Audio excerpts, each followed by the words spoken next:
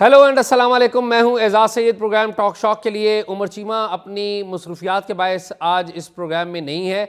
आज के प्रोग्राम में हम दो इशूज़ के ऊपर गुफ्तगू करेंगे। सबसे पहले हम बात करेंगे बलूचिस्तान के उन एहतजाजी मुजाहिरीन के बारे में जो इस्लामाबाद में आए थे लेकिन उनको लाठी चार्ज का सामना करना पड़ा, और क्या सारा दिन होता रहा और अभी क्या है उसका अंजाम क्या हुआ है। एक तो उसके ऊपर बात करेंगे। दूसरे नंबर पर हम बात करेंगे इस्लामाबाद के इलाके G13-2 से एक टोयोटा गाड़ी जो है वो चोरी हुई है, एक ओवरसीज़ पाकिस्तानी की, और हम मजमूई तौर पर इस सारे मामले पर बात करेंगे कि इस्लामाबाद से गाड़ियाँ कितनी तेज़ी से चोरी हो रही हैं, मोटरसाइकिल कितनी तेज़ी से चोरी हो रहे हैं और उसके ऊपर हुकूमत क्या कर रही है। तो आइए इन दोनों मौज़ूआत पर बात करते हैं। सबसे पहले बात करते हैं कि हमने अपने गुज़िश्ता प्रोग्राम में आपको बताया था कि किस तरीके से एक बालाच बलोच नामी नौजवान लड़का जिसे तुर्बत में हलाक किया गया था, उसके ख़ानदान ने इल्ज़ाम आयद किया कि CTD ने पहले उसे पकड़ा, गिरफ़्तार किया, फिर वो उसे लापता किया गया, और लापता करने के बाद उसके ख़ानदान का ये कहना है कि उसे पुलिस मुकाबले में मार दिया गया। अब इसके ऊपर जो हुकूमती साइड है उन्होंने बड़ा रिएक्शन दिया। उन्होंने जो नौजवान लड़का है उसको दहशतगर्द करार दिया और कहा कि जी ये तो दहशतगर्दी में मुलव्वस था।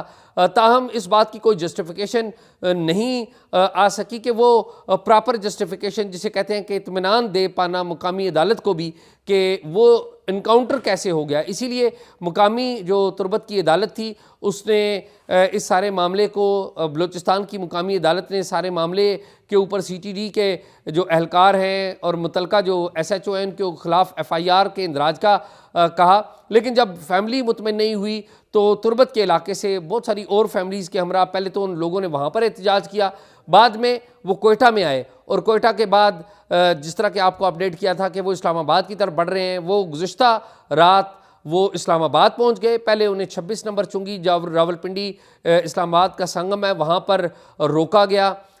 पुलिस की भारी तादाद थी, पिंडी पुलिस भी थी और पंजाब पुलिस भी थी और साथ ही साथ इस्लामाबाद पुलिस भी थी। फिर हमने देखा और हमें पता चला कि जो उनकी गाड़ियां हैं जो उधर से आई थी बलूचिस्तान से, उनके साथ कुछ लोग आए, नामालूम लोग आए सादा कपड़ों में, उन गाड़ियों में से चाबियां निकाल कर ले गए। इस दौरान महरंग बलोच यंग खातून हैं जो इसमें बड़ी एक्टिव थी। मेरा उनसे रब्ता हुआ, मैंने उनसे पूछा कि क्या सूरत हाल है। उन्होंने बताया कि हम मजबूर हैं, हमें आगे नहीं जाने दिया जा रहा। लेकिन उन्होंने एट द सेम टाइम ये भी बताया कि हम चाह रहे हैं कि हम इस्लामाबाद का जो प्रेस क्लब है वहाँ तक पहुँचे। दूसरी तरफ क्या हुआ कि इस्लामाबाद के अंदर से बहुत सारे जो बलोच नौजवान हैं वो इस्लामाबाद प्रेस क्लब में इकट्ठे हुए और बाद में उन्होंने इन जो प्रोटेस्टर्स हैं, ये एहतजाज करते हुए बलूचिस्तान से आए जो एहतजाजी मुजाहिरीन हैं, उनको ज्वाइन करने की कोशिश की। लेकिन इस दौरान पुलिस की तरफ से लाठी चार्ज किया गया और जो आंसू गैस है वो फेंकी गई। आंसू गैस फेंकने के मनाजर हमारे पास मौजूद हैं, लाठी चार्ज के मनाजर नहीं है, लेकिन एहतजाजी मुजाहिरीन बताते हैं कि लाठी चार्ज भी किया गया। लेकिन कुछ मनाजर नज़र आते हैं जिसमें कि जो एहतजाजी मुजाहिरीन हैं उनको घसीट कर गाड़ियों में डाला जा रहा है।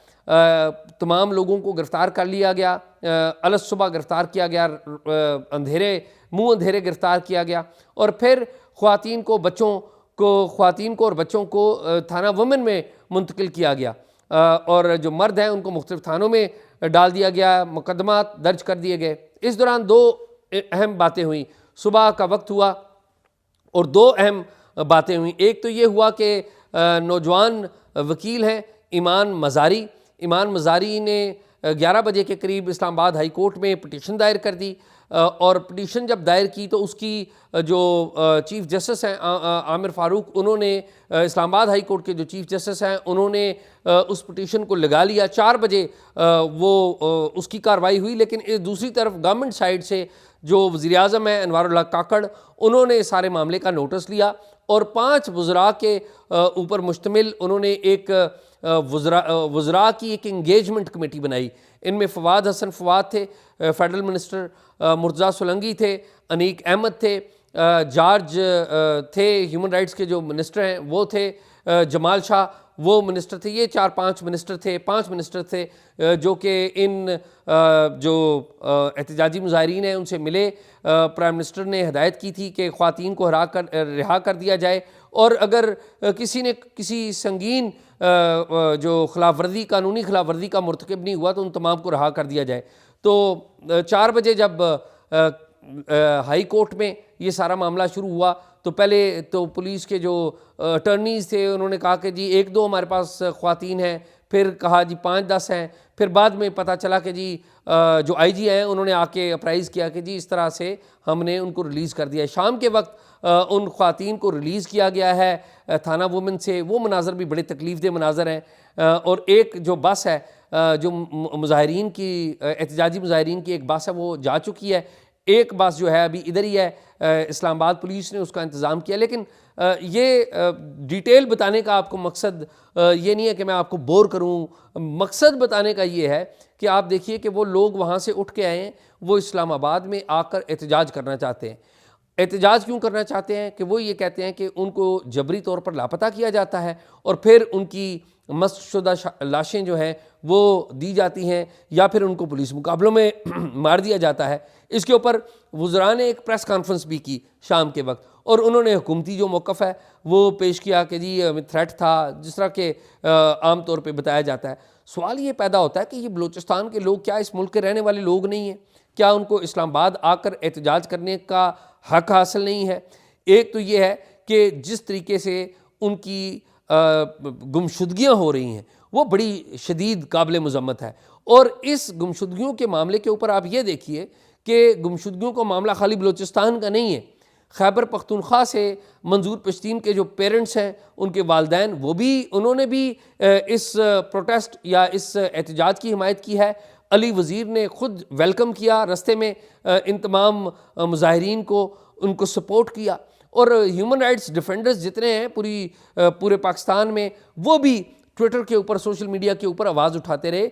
ये मामला बड़ा संगीन है। इस मामले के ऊपर बज़ाहिर तो फ़िलहाल जो गर्द है वो बैठ गई है, लेकिन ये गर्द बैठी नहीं है।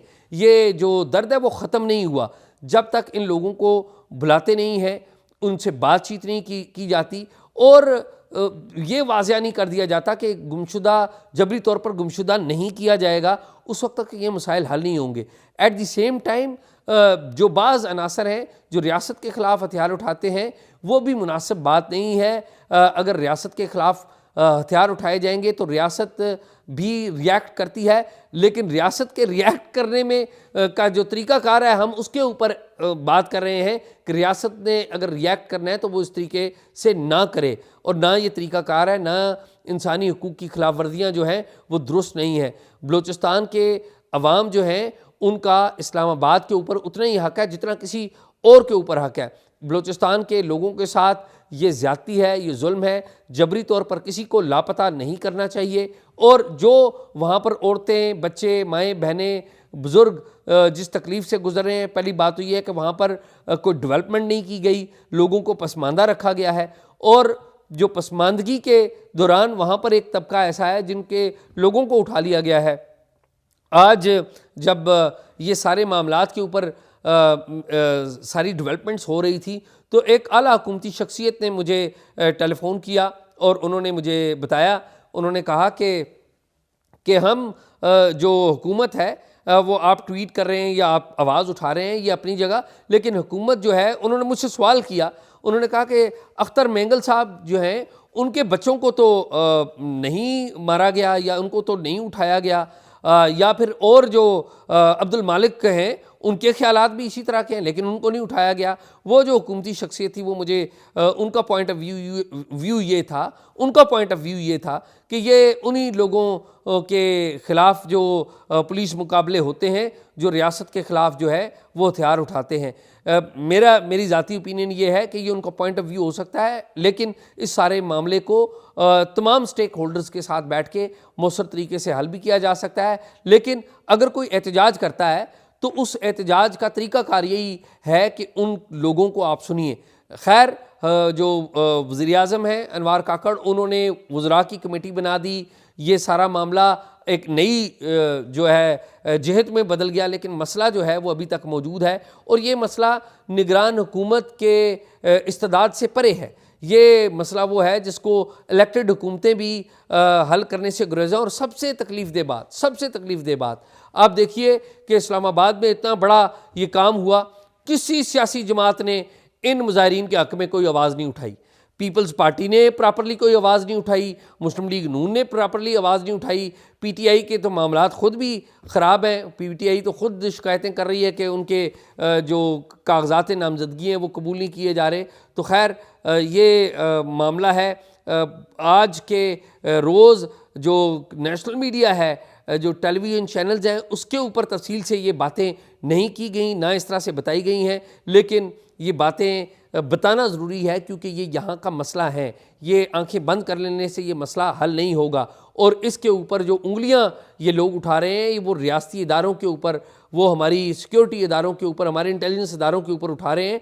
मेरा ये ज़ाती तौर पे ये ख्याल है कि इसके ऊपर तमाम सियासी जमातों को मिल बैठना होगा और एक तरीक़ाकार तय करना होगा ताकि ये मसला हल हो। और इसके ऊपर जो मिलिट्री इस्टेब्लिशमेंट है उसके साथ भी बैठने की ज़रूरत है, लेकिन ज़ाहिर है ये उसी वक्त मुमकिन होगा जब इलेक्टेड गवर्नमेंट होगी, जब पॉलिटिकल पार्टीज़ मुस्तकम होंगी। अभी तक तो पॉलिटिकल पार्टीज़ जो है मुस्तकम होती हुई नज़र नहीं आ रही।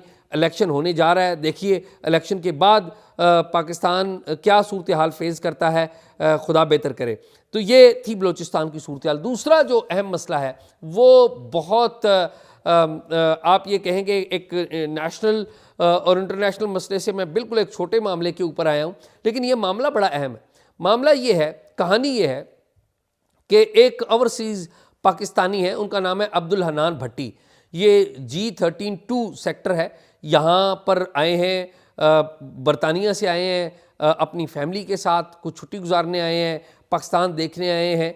और यहाँ पर उन्होंने वो रह रहे थे, किसी रेंटेड जगह के ऊपर रह रहे थे। तो आज से चंद रोज़ पहले 12 दिसंबर को गालबन उनकी गाड़ी सफ़ेद टोयोटा करोला गाड़ी जो है, उस गाड़ी को रात गए चोरी कर लिया गया। अब रात गए उसकी गाड़ी जब चोरी हो गई तो ये ओवरसीज़ पाकिस्तानी कमोबेश 3 दिन तक मुतलका जो थाना है, थाना नून गालबन बनता है, वहाँ पर ये धक्के खाता रहा। इसका मुकदमा दर्ज नहीं किया गया।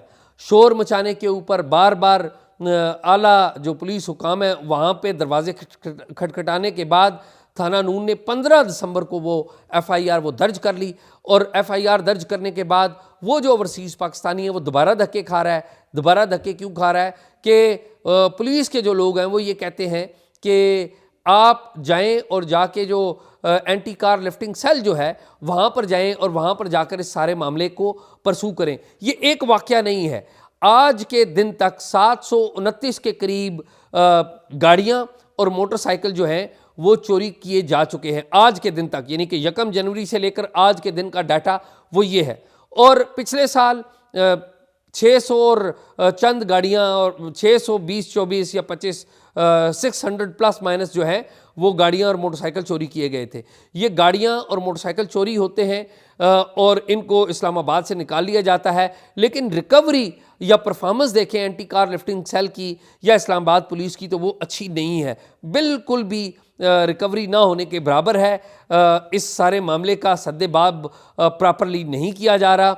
मैं एक्सपेक्ट करता हूँ कि जो IG इस्लामाबाद पुलिस है, अकबर नासर और SSP इस सारे मामले के ऊपर खुसूसी तौर पर तवज्जो दें, क्योंकि ये कोई अच्छा ये शहरियों के भी जानो माल का अगर तहफ़्फ़ुज़ नहीं हो सकता तो मेरा नहीं ख्याल कि बेहतर पुलिसिंग के बारे में कोई भी क्लेम किया जा सकता है। आई एक्सपेक्ट कि जो ओवरसीज़ पाकिस्तानी हैं अब्दुल हन्नान भट्टी, उनका मामला भी हल किया जाएगा और ये जो गाड़ियाँ चोरी हो रही हैं और मोटरसाइकिल चोरी हो रहे हैं और ये मिडिल क्लास तबके हैं जिनके साथ ये वाक़यात रूनमा हो रहे हैं। जो एलीट है उसके पास तो अपनी सिक्योरिटी है या वो ऐसी जगहों पर रहती है जहाँ पर चोरी का इतना मसला नहीं होता। तो इस सारे मामले को देखने की ज़रूरत है और पुलिस की भी प्रॉपर तरबियत की ज़रूरत है कि वो ऐसे वाक़यात में जिस बंदे का लॉस होता है, मोटरसाइकिल लॉस होता है या गाड़ी लॉस होती है या कोई और चीज़ लॉस होती है, तो उसके साथ सिंपैथी के साथ पेश आएँ और उसकी